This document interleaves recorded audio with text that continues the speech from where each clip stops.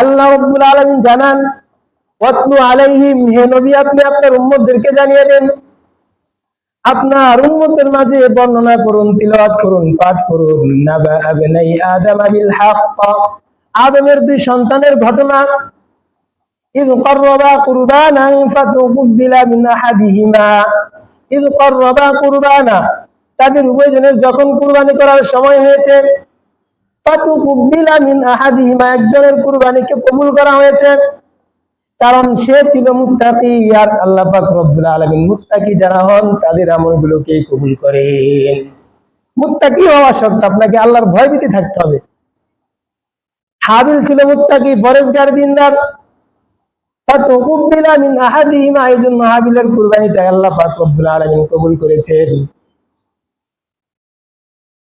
ওয়ালাম ইউতাকাব্বাল মিনাল আখার, তার যে ভাই ছিল কাবিল, কাবিলের কুরবানিটা কবুল হয়নি। এজন্য কাবিল আরো শত্রুতা হয়ে গেল। এমনি তো হাবিলের সাথে তার দ্বন্দ্ব ছিল বোনকে বিয়ে করা নিয়ে, এখন যেহেতু কুরবানি হয়নি এজন্য আরো বেশি কি হয়ে গেছে, শত্রু হয়ে গিয়েছে। আপনি দেখবেন, আপনি যখন সমাজে ভালো কথা বলবেন, ভালোভাবে চলবেন, যখন আপনার শত্রু আপনার সাথে পেরে না উঠবে, তখন সে আপনার কোন একটা ক্ষতি করার কি করবে, চেষ্টা করবে, চেষ্টা করবে আপনাকে কিভাবে থামিয়ে দেওয়া যায়। এটাই সিস্টেম দুনিয়ার শুরু থেকে চলে আসছে। কারো ভালো কেউ কি করতে পারবে না, দেখতে পারবে না, একটা সমাজ। যাই হোক, কাবিল এখন আরো কি হয়ে গেল, হিংসুটে হয়ে গেল। সে তার ভাইকে বলে ফেললো, আমি তোমাকে হত্যা করে ফেলবো। হাবিল সুন্দর করে উত্তর দিল, ক্বালা ইন্নামা ইয়াতাকাব্বালুল্লাহু মিনাল মুত্তাকিন, আল্লাহ পাক তো ওই ব্যক্তির কুরবানি কবুল করবে যে আল্লাহকে ভয় করে।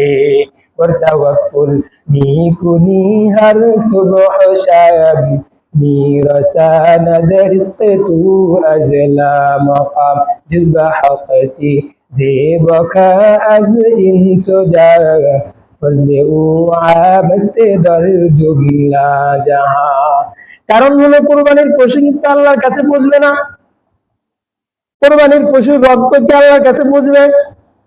আল্লাহর কাছে কিছুই যাবে না। আল্লাহর কাছে যাবে একমাত্র আমাদের অন্তরের বিষয়টাকে খালেস নিয়তে আল্লাহর জন্য কুরবানি করেছেন। আমার আল্লাহ বলেন সূরা হজ 12 নম্বর 17 আয়াত নম্বর 37 পৃষ্ঠা নম্বর 15, আমার আল্লাহ বলেন লা ইয়ানালাল্লাহা লুহুমুহা ওয়ালা দিমাউহা ওয়ালাকিন ইয়ানালুহু তাকওয়া মিনকুম।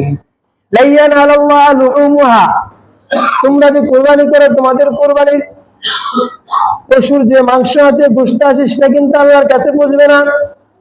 ওয়ালা দিমাউহা, কুরবানির পশুর যে রক্ত আছে, সেই রক্তটাও আল্লাহর কাছে পৌঁছবে না।